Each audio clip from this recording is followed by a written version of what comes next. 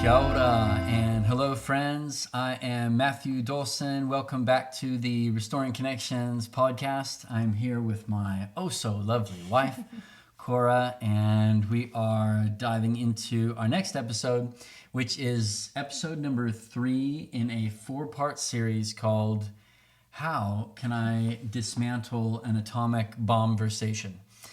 On the Restoring Connections podcast, we are always centering around 4 core themes, which are personal responsibility, proactive care. I know them all. I just need to make sure I get them in the right order. Personal responsibility, proactive care, powerful communication, and healthy boundaries. So good. And all of these things have to work together. These are the things we've whittled down over the years, the core elements that make a relationship really wonderful and enjoyable, and also particularly resilient. That's a huge focus for us, is building strength into our relationships, because some of our relationships we really, really, really want to last for our entire life. Yeah. This is a person who is incredibly precious to me, and I'm imagining my future. This relationship just gets deeper and deeper and deeper. Yeah. And if you've ever loved anybody, which you probably have, if you're listening to this, then you know that there is a lot working against your core relationships. There's a lot of reasons for a relationship to fall apart. And you've probably experienced that. I've experienced that. It's horrific. It's awful, and it's a precious relationship. So we want to build grit and strength into our most precious relationships, so that when the storms of life come, we've got enough in the tank to be able to get through. Yeah? Good. That's awesome. Yeah. Like my relationship with you, darling. Very much planning on keeping you as a core part of my life for my whole life. But it ain't just going to happen. We got to work at it. Yeah. We got to strengthen it. Yeah. So good. Yeah, because sometimes it's really, really hard. Sometimes it's easy and wonderful, and other times it's super, super hard. Okay, so our first episode was in this series. Our first episode was on, we called it Fear and Judgments, Pretending to be Intelligent, and we unpacked some of the statements that are quite common to make, sort of in that category. And then we looked at fears and judgments, pretending to be vulnerable, right? And now, in this third part of this series, we are looking at fears and judgments, pretending to be noble, pretending to be strong. This is kind of my specialty, right? And I don't mean in a good way. I mean in a bad way. I specialize in blowing it in this particular area.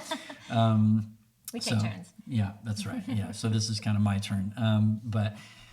So we're going to be talking a lot about, so we've got 5 different phrases that we've identified that are pretty common. They're phrases that have shown up in some of our conversations with each other, or with our kids, or with other people that are important to us in our life.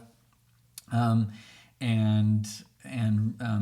I think are probably common in a lot of people's conversations, and they're not particularly helpful, right? So again, just to reiterate, the point that we're really going after here in this series is when a communication, when a phrase or something comes towards me that I find incredibly hurtful, disrespectful, infuriating, whatever, makes me want to shut down, makes me want to go T-Rex, whatever my, go-to is.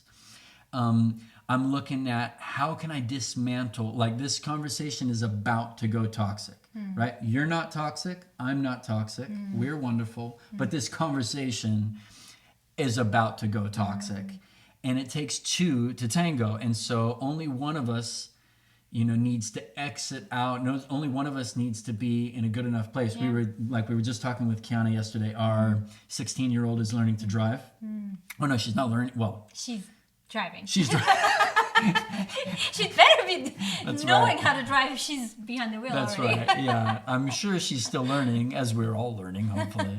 But she has got her full license, and so she experienced something on the road yesterday.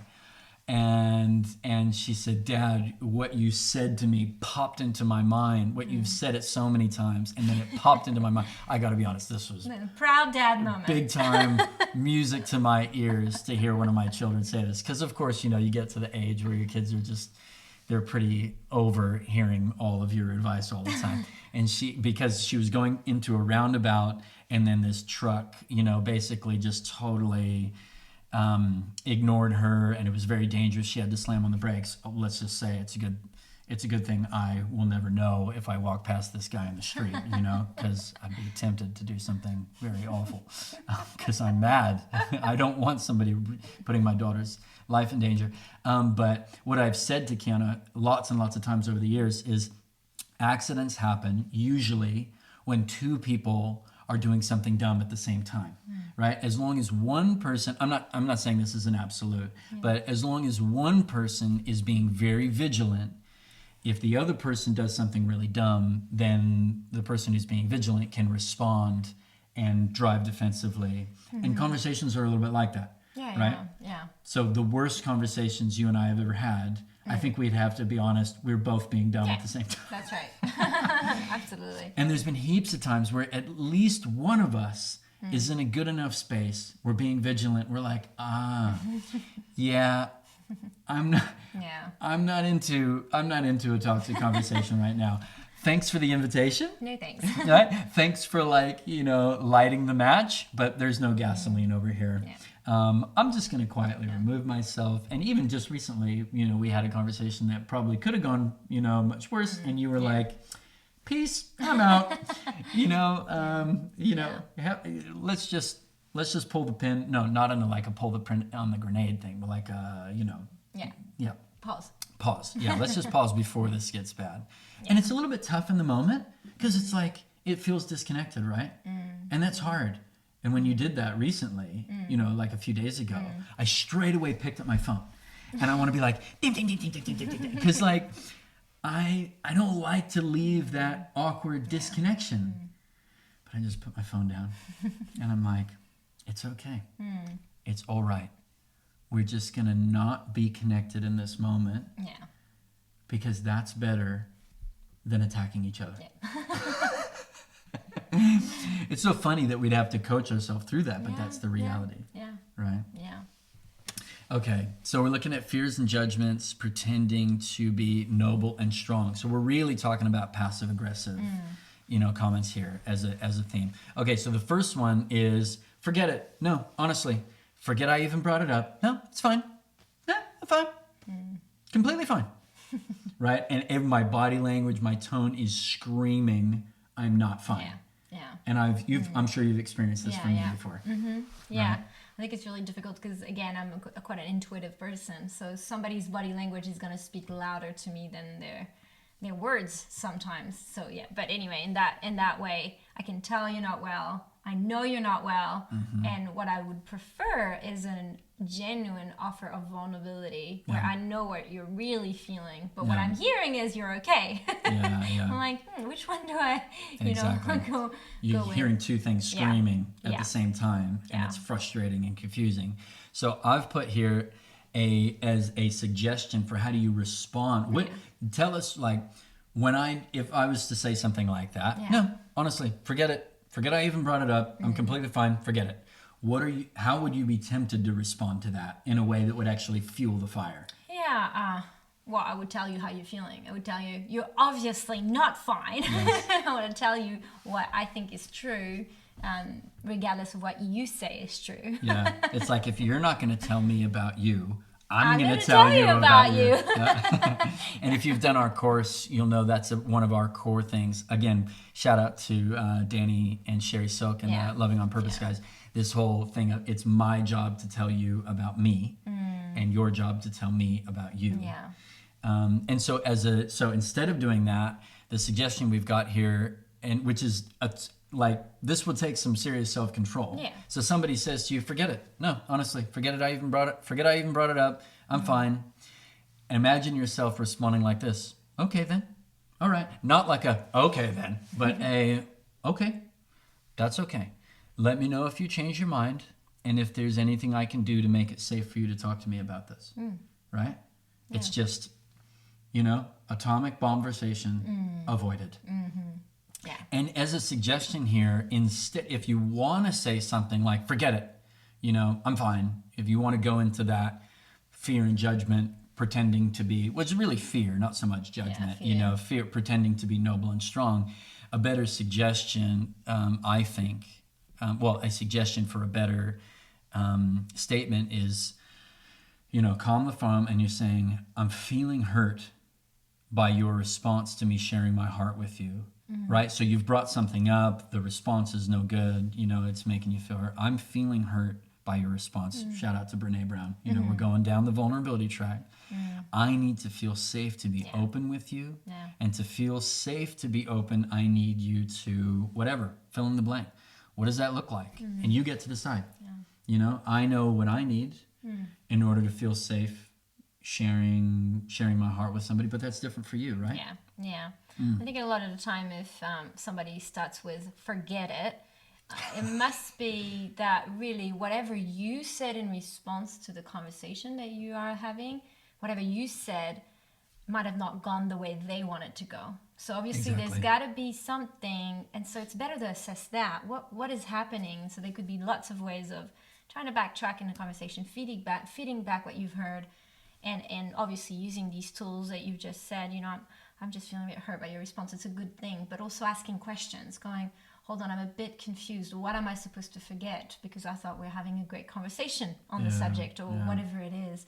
Just always assume the highest of the other person and go, hold on. Let me in. Let me understand what's happening. Because anything that starts with forget it is already, okay, we are far down the track, you know. And so obviously depends what the conversation was like up until that. That point is really revelatory of there's a problem. Okay, let's just look at the problem and put it in front of us together, and just not try to look at each other as the problem, but just kind of look at the problem together and go, how can we go and find out what the problem is together? So that highlights it perfectly, that statement. Okay, then let me know if you change your mind and if there's anything I can do to make it safe for you. So I'm not going to take responsibility.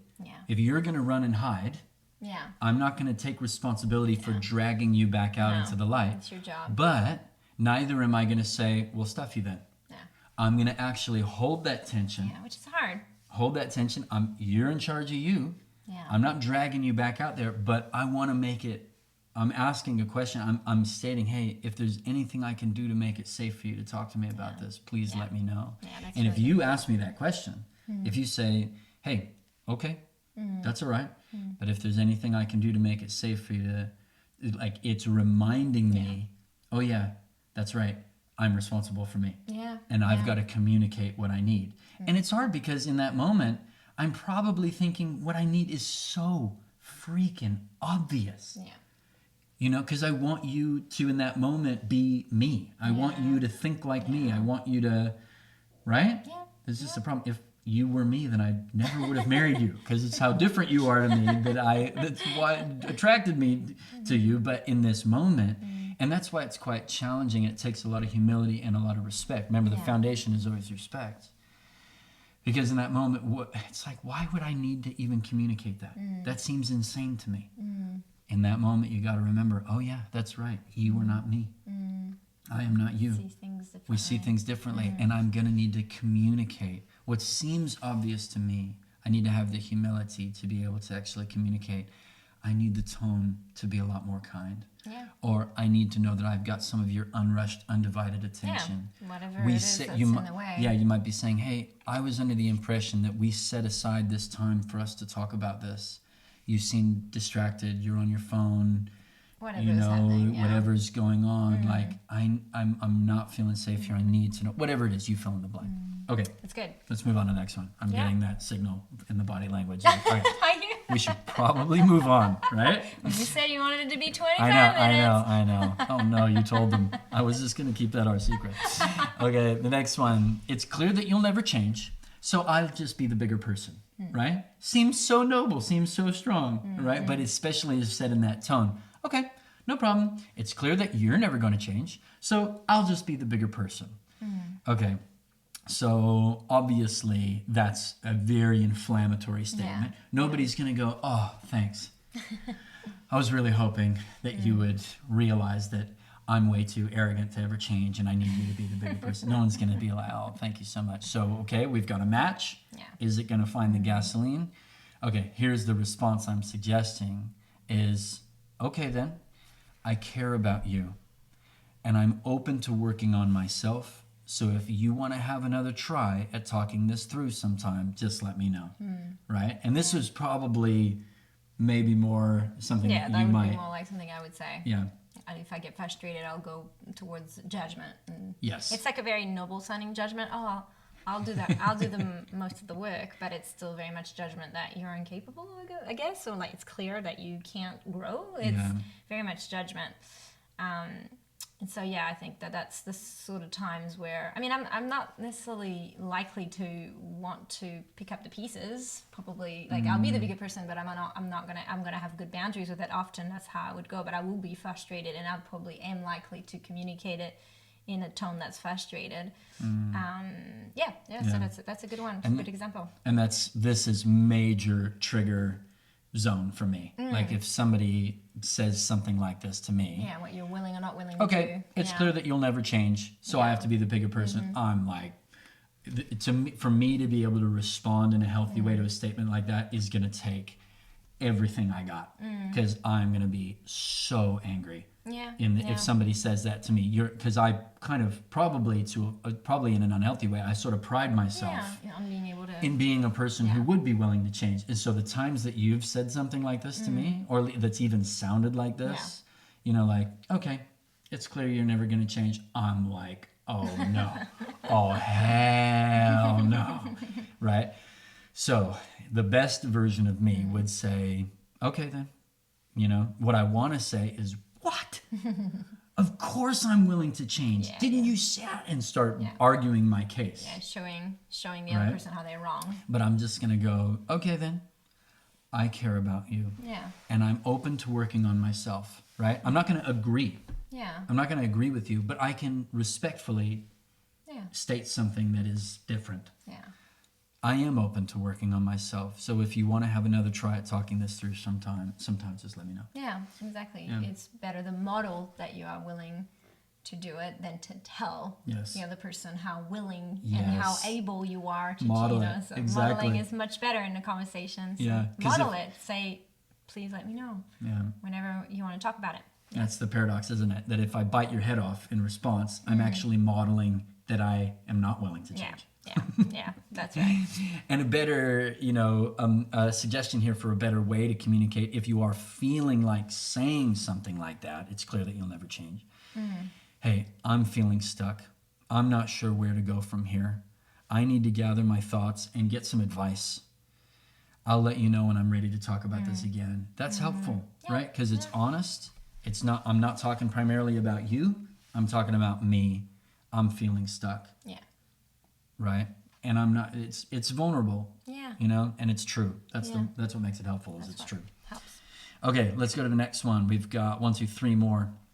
Next one is, no, it's fine. I'll just keep trying and hope that one day I'll be good enough for you. Right? This, I think I definitely remember saying something very much like this to you. I've forgotten all about it. Did you? Oh, wonderful. That's great news. It was on the phone. It was at a very low moment, and I was just what I was really feeling is like crushed, judged, not believed in, right? And instead of getting vulnerable, I said something like, "I'll just keep hoping. I'll just keep trying."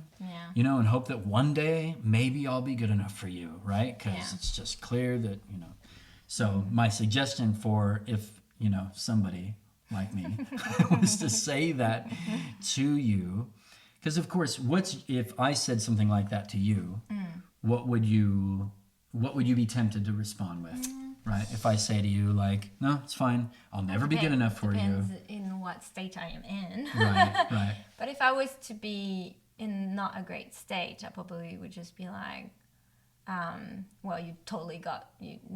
I would say something like, you're not getting it. You're not hearing me. Yeah. and then we both are feeling upset, and Yeah. that's it. I would leave it as that. Yeah, exactly. Fine, you don't feel good enough, and I don't feel heard. Here we go. Yeah, that's right. We're in a Yes, cycle. that does sound like you, actually. That is what you would say. I would be like, awesome. Now let me get some space from you. Yeah. And if I wasn't in a good space, but if I was to be in a good space, then Yes, we've got it here. Okay, then here's our suggested response to that kind of statement. Again, we're dismantling the atomic bomb-versation. Okay, then, if there's anything I can do to give you clarity on exactly what I need from you in order to be able to trust you in this area, please let me know. Right, and that actually brings back a lot of memories. There have been moments, particularly where I have felt something from you that's basically like, I just don't know if I'm ever going to be good enough. I just don't know. Like, I'm not feeling like that's possible. And everything in me I want to go in one of two extremes. I either want to rescue you and say, but you will be good enough, you know, like I want to try to make you believe it, or I'm angry with you. yeah. And so I've got to, calm the farm on those and stick to, I understand, I hear you. If there's anything I can do to give you clarity. In other words, I respectfully disagree, right?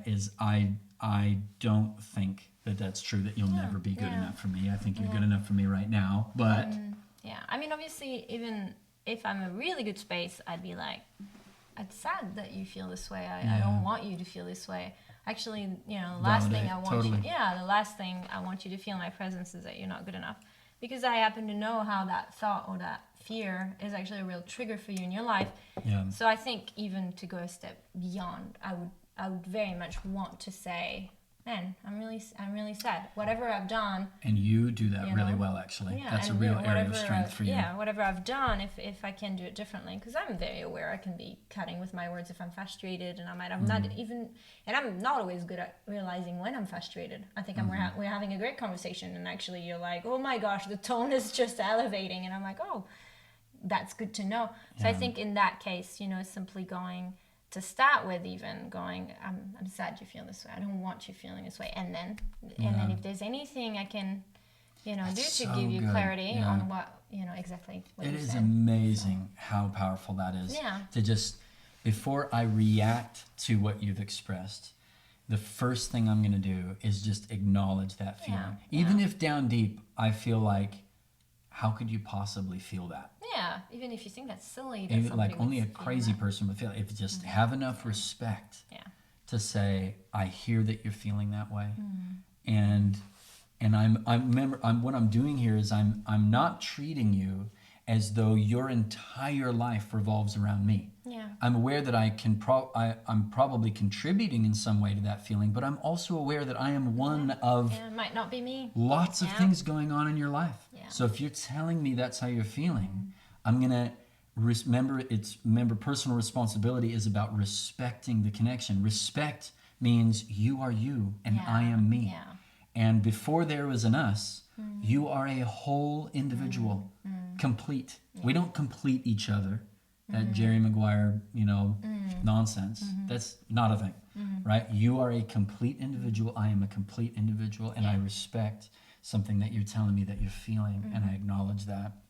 And you also highlighted something that I think is really good. It's a bit of a side note to this topic, but you said, I'm aware that that's how did you describe it? You aware that's a struggle in my life. A trigger, a struggle.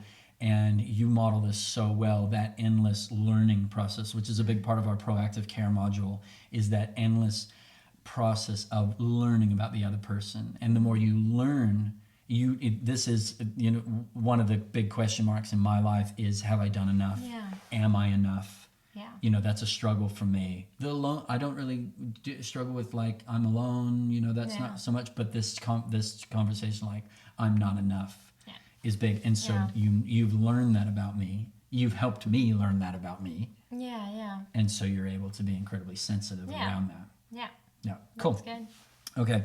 And I've got here a suggestion for if you're feeling like saying something like that, then a better thing to say could be, hey, I'm feeling pushed away with no opportunity to grow my connection with you.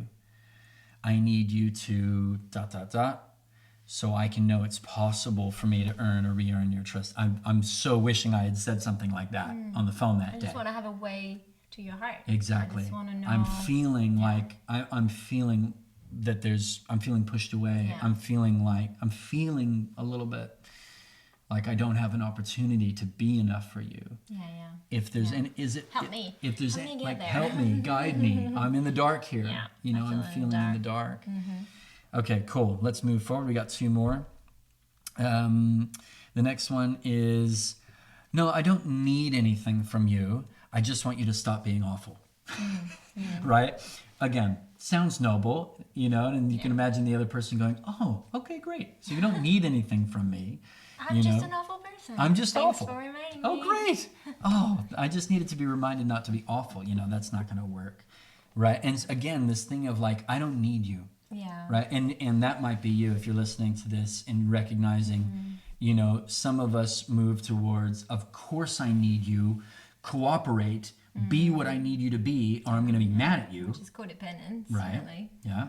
Or the other extreme is, screw you, I don't need you. Yeah. Right? And that's just as dysfunctional, just as awful. It's just it's just fear with a different set of clothes on, a different costume. Yeah. You know what I mean?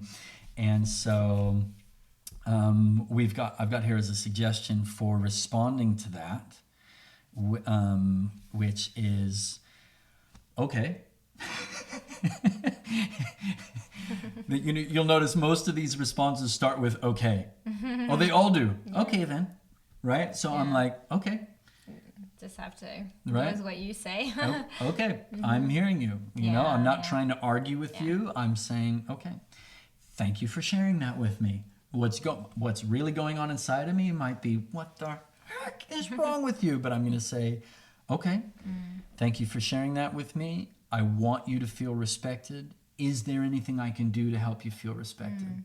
Right? So again, I'm not going to rescue you. Yeah. I'm not going to say you're feeling the wrong thing. I'm not going to say, neither am I going to argue with you. I'm not being awful, right? Because offense produces defense, right? So this is an offensive thing to say, so I'm going to want to respond defensively and argue with you. Not helpful. Yeah. Yeah. I'm just going to say, okay, is there anything I can do to help you feel respected? And for this conversation to keep going, I'm going to need you to answer that. Yeah. Yeah. Right? And some people might not even, you know, if you don't feel like this is something you might master to say in a sense, because somebody telling you you're awful might make you feel disrespected. Yes.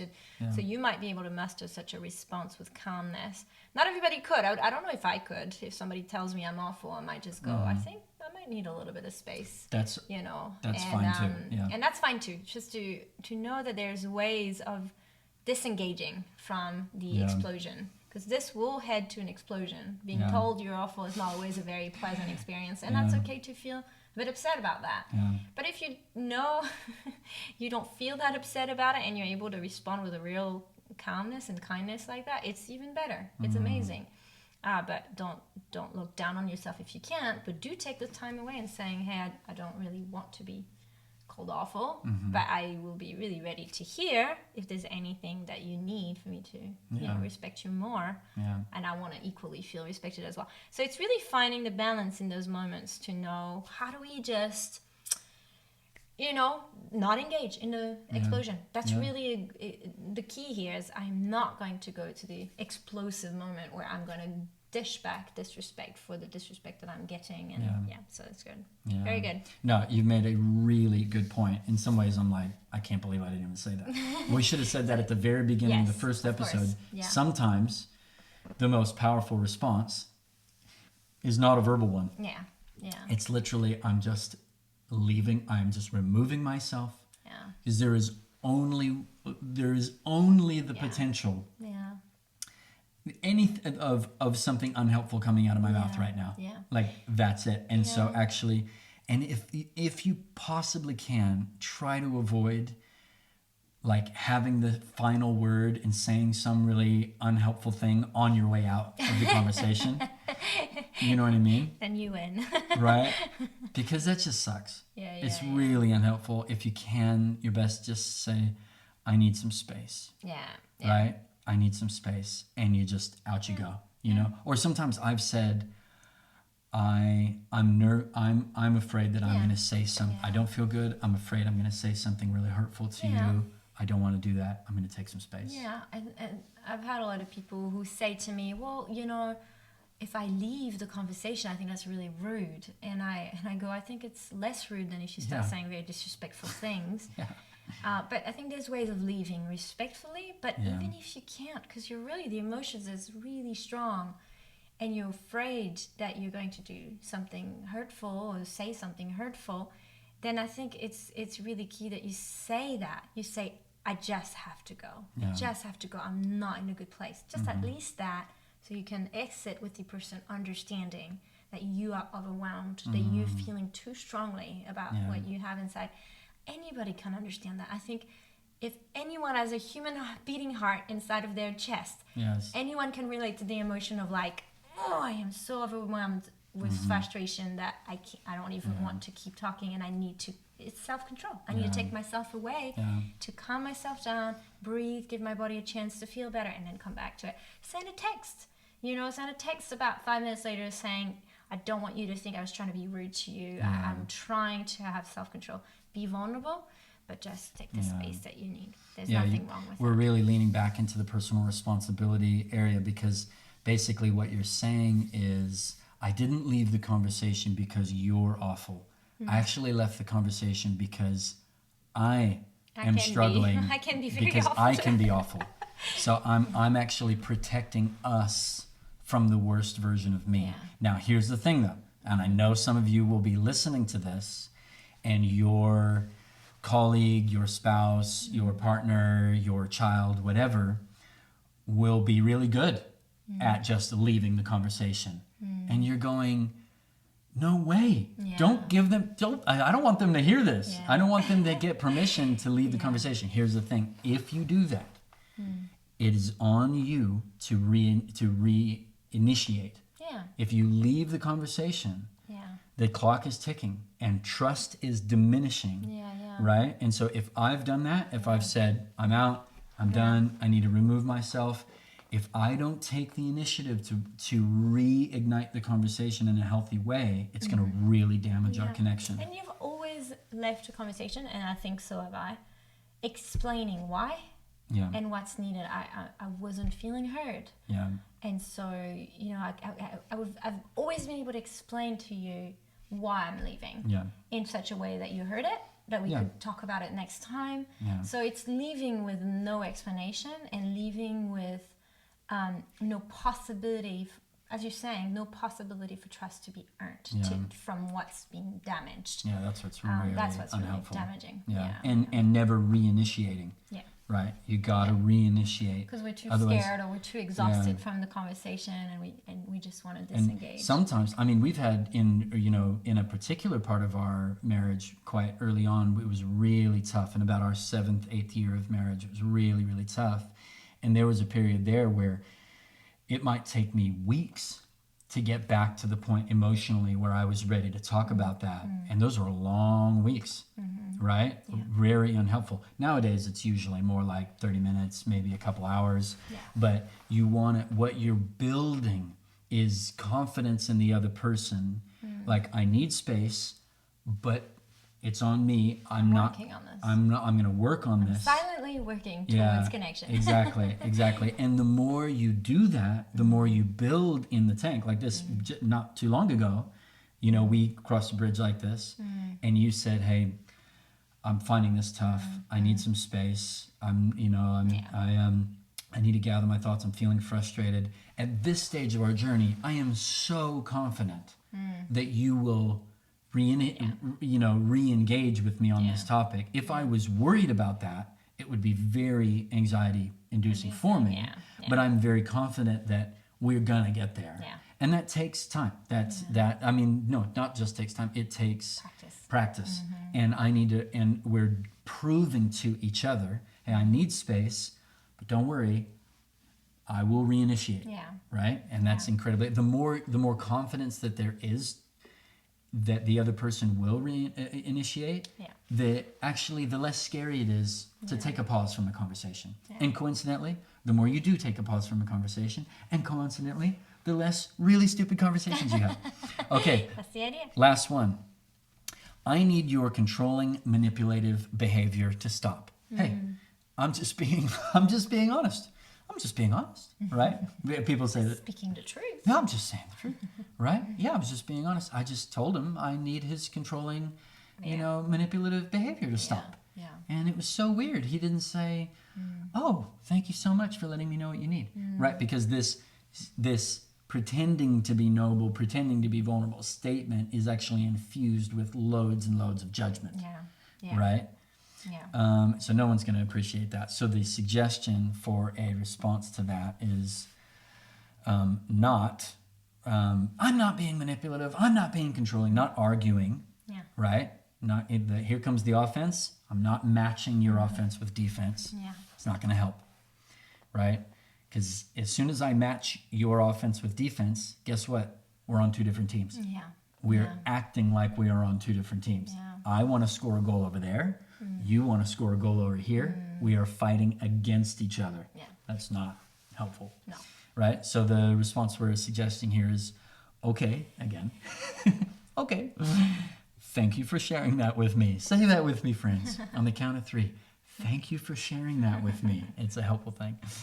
I don't want you to feel controlled or manipulated. Is there anything I can do to help you feel less controlled and manipulated? Again, I'm not agreeing with you. Yeah. I'm not arguing with you. I am asking you a question, right? I'm asking you to take responsibility for clarifying, and I'm drawing you back into a healthy conversation, right? I'm saying, not going to go there with you. Not going to go, oh, I see. You want to go down the old toxic conversation route? Yeah, nah. Not up for that today. Thanks for the invite. No, thanks. Yeah. So if there's anything I can do to help you feel less controlled and manipulated, Yeah. I would love to hear it. Yeah. And again, if you find yourself, you hear that, and you find yourself probably like a lot of people who are more my personality, they'd be like, more truth seeking. It's like, but this isn't true. I'm Right. not manipulative. You don't, not necessarily More that you want direct. to argue about it, but that very statement causes you to feel very triggered because you feel like it's not true. I'm not trying to do this. Then simply you can say, okay, that's not what I'm hoping for you to feel. And then say these things so that you still feel like you can express your truth in that. If you're feeling triggered, if you're not feeling triggered again, it'll be very easy to say, all right, well, if I'm controlling and manipulative, I'd like to hear how I've done that and what I can do to make it right. That's awesome. Yeah. Then you win because then you're not endlessly arguing about it. But if you feel triggered and say, it's not my heart, this is not what I'm trying to do, but I can acknowledge that this is what you're experiencing. Yes. What I'm hearing is you're experiencing it. But I'm not going to agree that this is what I'm doing, but I can agree that this is what you're experiencing. These are two different things. And sometimes I think we've had some conversations where I think it's been quite helpful for you, for me to say, maybe I am I'm not aware that I am. Maybe I am being controlling. Like, help me. Control's a pretty big topic. Yeah, that's right. So many things. That's right. Help me. Okay, Help me. Help me. Yeah. Help me understand, what am I doing? Yeah. I'm not interested in your opinion about my entire being. You know what I mean? Being like, you are just a controlling jerk. But if there's something that you can pinpoint that I'm actually doing or not doing, or the look on my face, or the tone, or what I did with that $200, or what I didn't do, or like if there's something you can point to that I've actually done that I can agree with that I did, now we got something to talk about. It's like, okay, that is a fact. I did that. How did that impact you? Like, let's talk about that. And those lines you're suggesting, they're helping people to be in better boundaries with each other. And it's saying, I'm not going to argue with you, but I will be present whenever you're ready to come and be vulnerable about what you're feeling. So these are good ways of disengaging from bad conversations. Yeah, absolutely. And the suggestion there, if you want to say something like, I need your controlling, manipulative behavior to stop, a more powerful, helpful statement is, hey, I am feeling controlled and manipulated. to feel respected and cared for, I need ... whatever it is. Is this something that you can commit to? Yeah. Now, there's a good chance you're not going to know what you need in that moment because you're going to be too mad because you're feeling controlled and manipulated. Yeah. And if that's the case, pause, time out. Yeah. I need to gather my thoughts. I'm not sure what I even need from you right now. What I need is for you to disappear or like get hit by a bus right now. That's what I actually feel like I need. I need to watch you be punished and suffer in some way.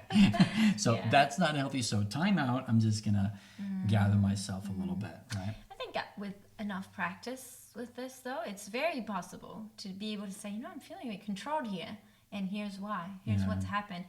The more you start thinking, what am I aware of that's happened factually that leads me to feel this way? Yes. In the moment that you have the conversation, the more you're able to do that, the more you'll just have effortless conversation, even as heated as what it sounds here. Controlled and manipulated are their big words.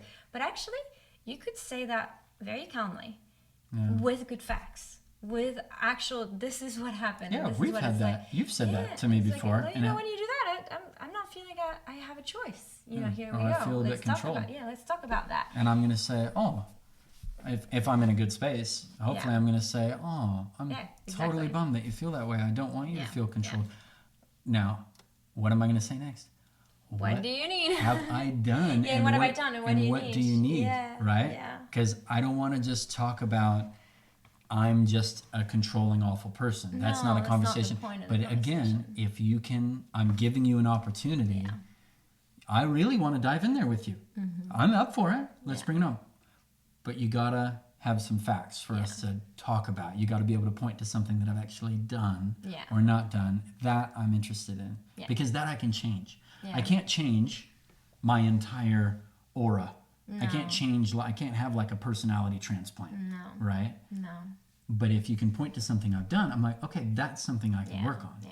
You know? Yeah, and that's the point. It's to find each other and meeting needs so that there's a way of moving forward. Yeah, absolutely. Yeah. Cool. Okay, I don't know how long that was, but probably too long, but hopefully you found that helpful. Hey, 42 minutes. Oh my gosh. All right. Well, I hope you found that helpful. Next one will be episode number 4. The fourth one on this topic, and that is fear and judgments in self-defense. That's what we're going after next. And that'll be the end of the series. All righty, friends. You rock. We hope you found the conversation and stories on today's podcast helpful and insightful.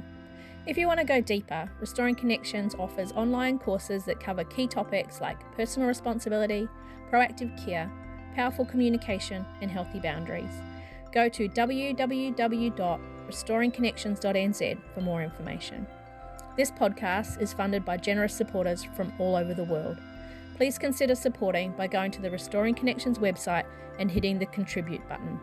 By partnering with us, you're helping to provide mentoring, workshops, and training to others who are also restoring their connections.